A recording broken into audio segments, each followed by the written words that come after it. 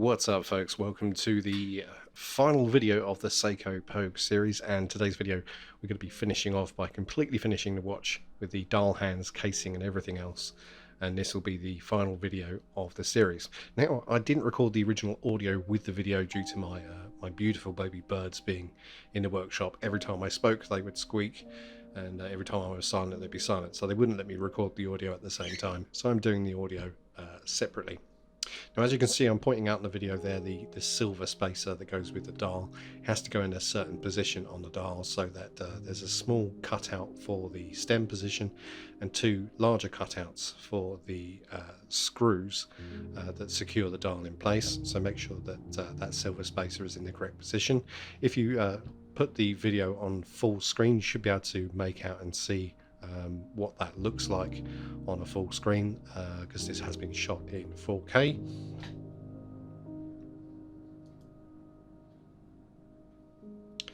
then we're going to pull the stem out and we're going to forward the time 24 hours until the date just about turns over. So just pointing out there the gap where the screws are, and then the small marking there where the crown sits, and then we're going to forward it 24 hours until the date just about changes over, and then we can fit the hour and minute hand.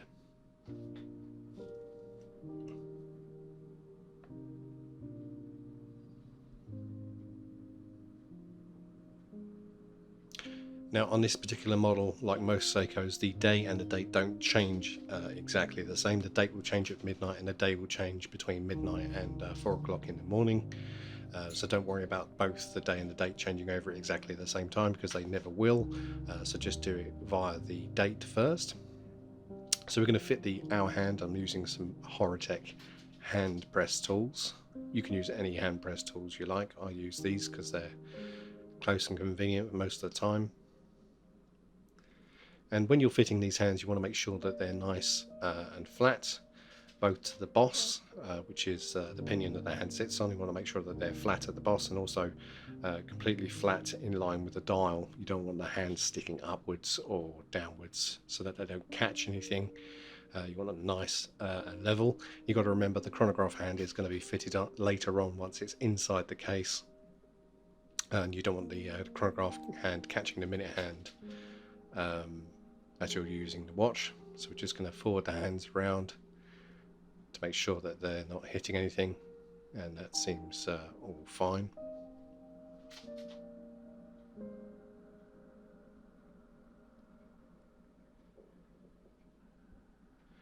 So the next thing I'm doing here is I'm just making sure that the chronograph is in the reset position.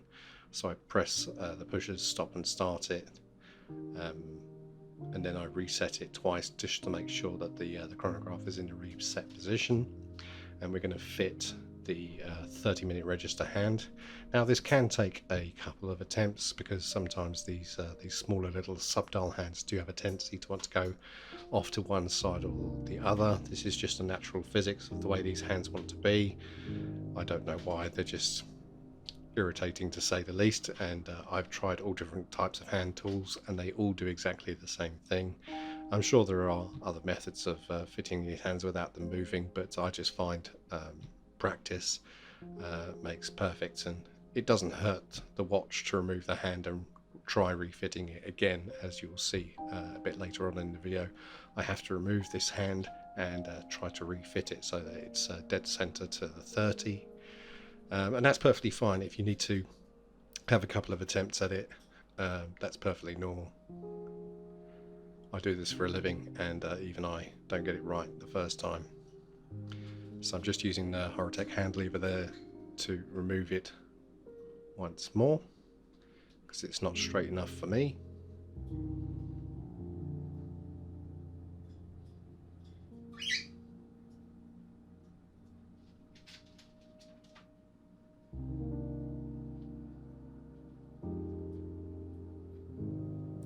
So again, just resetting the chronograph, make sure that it's in the right position, because sometimes that minute recording wheel can move out of position as you remove the hand. And we're going to have a second attempt at trying to fit the minute recording hand. which is it's pretty normal. I get it right first time most of the time, but every now and again the little blighters don't always want to sit as dead on as I'd like. So that's the problem with any watch issue. As soon as you notice the small problem, you'll always know that that small problem is there, and it will just bug me if it's not dead center. So now we're going to fit the movement into the case, and we're going to fit most of the parts in place before we fit the chronograph hand, and I'll explain that a little later on as we get into that part of the video. But for now, we're going to remove the stem, and we're going to sort out the casing so that we can therefore fit the movement in. Just give it a quick test, make sure nothing's catching.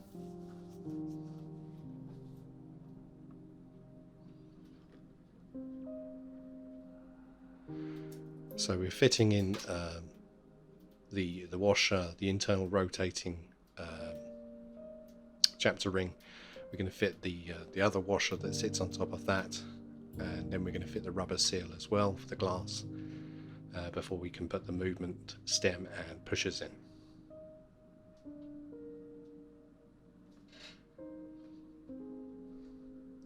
So the first part that goes in is the inner rotating bezel, and then we followed that up with the rotating bezel spring, and then that's closely followed by the metal ring that sits on top for the glass gasket, and then we can fit the glass gasket in position.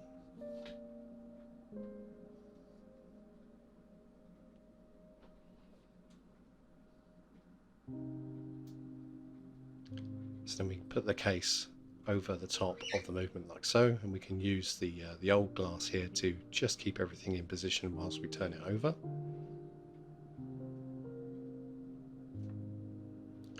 We're going to refit the crown.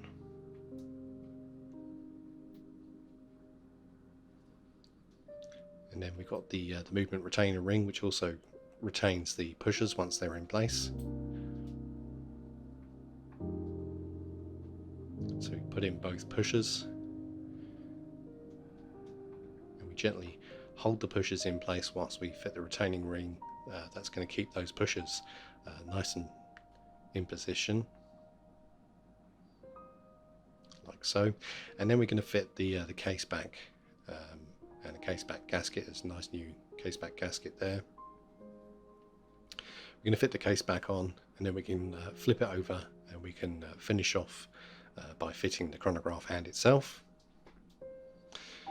The chronograph hand itself has a very specific shape that is very unique to the Seiko chronographs, and the very tip of the chronograph pinion is shaped to fit inside that hand. So fitting the hand makes it relatively straightforward in most instances, because the hand only wants to sit in one position, which would normally be the correct zeroing position. But we're going to start, stop and reset the chronograph and make sure that it's in the reset position, and then we hold the reset pusher to make sure that the hammer is pressed against the cam on the chronograph wheel, and then we all know that it is and should be in the dead center of the correct position.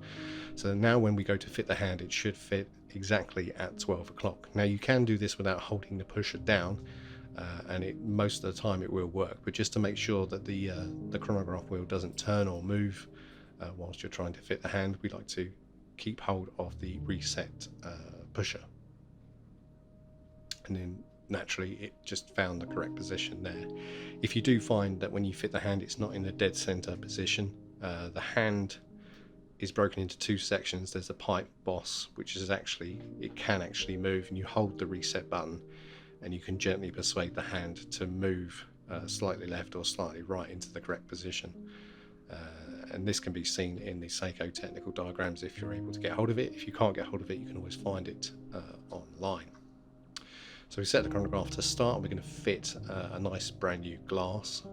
The original glass is quite scratched, so we're going to put a new glass in there, and then we're going to fit the bezel.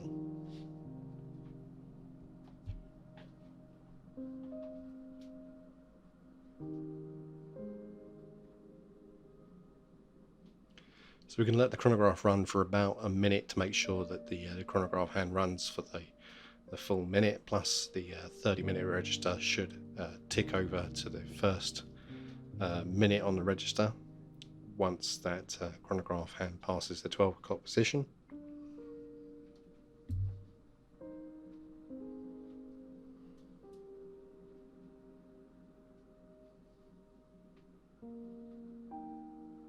And there we have it. The register at the bottom has turned over correctly, and both hands have reset to the correct position as well. So we're all good to go. We're just going to remove the dust with the blower before we fit the glass. And the glass just gently presses into the rubber seal. Even though it's a new glass, just making sure there's no dust caught in there. We just gently press that in, make sure that it's in there quite firm. Put the old glass in the package, and then we're going to put it in the case press here.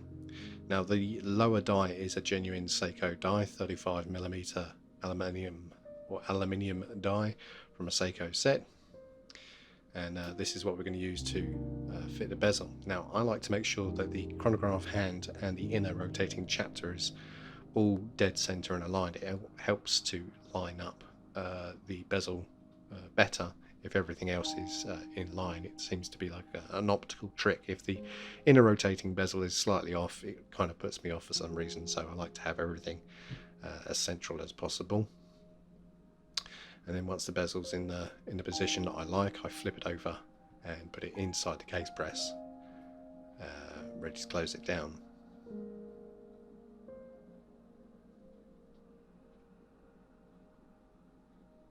And again, if you fit the bezel and it's not as dead central as you like, just remove the bezel and try it again. There's no harm in removing it and trying again. Now, on most Seiko Pogues, when you refit the bezel like this, you'll feel or hear a little click as the bezel clicks into position. Strangely, this one did click into position, but there was no usual sound, which was a little bit off-putting to me because I didn't think the bezel actually had fitted on, but it did indeed fit in the correct position, but it just didn't make the sound this time, which sometimes they don't, but most of the time they do. And that is the watch all complete and put back together. There's a few little things to tidy up, but we'll see about that at the end section of this particular video. We're going to give it a quick check. We're going to move the hands around, probably check the quick set date, the chronograph, inner rotating bezel. I already know that the timing's good because I've already regulated the watch, and the timing on this particular watch is actually pretty good for the age and condition.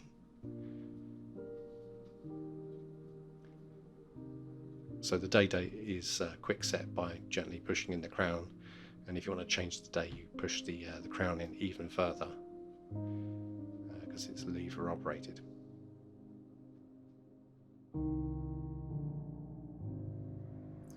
Well folks, this is the finished watch from the series. So it's a fond farewell to this particular watch, this Seiko Pogue. Now I've put it on this original Seiko H-link bracelet. Didn't originally come with the watch, come from another Seiko Pogue, but makes the watch look much nicer. Now no cosmetic work except for the glass has been done on this particular watch. So it's got all the original dings, marks and scratches that it's picked up throughout its lifetime. But it's a good little runner, got some good timing on there, and all of the features work, so the day, date and the chronograph, everything works, including the inner rotating bezel, as we can see there. So it's got a new glass, that's about the only cosmetic thing that's been put on there, but the original glass will be returned with the watch to the rightful owner, which hopefully the owner, if you're watching, I hope you've enjoyed the video series based on your particular watch. It's been good fun doing it. It's been a bit of a learning experience for sure. There will be other watch videos in the future without a doubt, but now having done a couple of these, it's given me some food for thought of how I want to proceed with any future watches. But if you stuck around this far and you've watched all the other episodes, well done you. That's quite a slog, quite a long series of videos. I can't even think, but probably a good couple of hours worth of viewing. So if you stuck around, thank you for that. If you've subscribed because you've seen one of these videos, thank you again. Really appreciate all the support that I get here on the channel. But until the next time, I want you guys to take care of each other out there, and I'll definitely see you in the next one. Bye for now.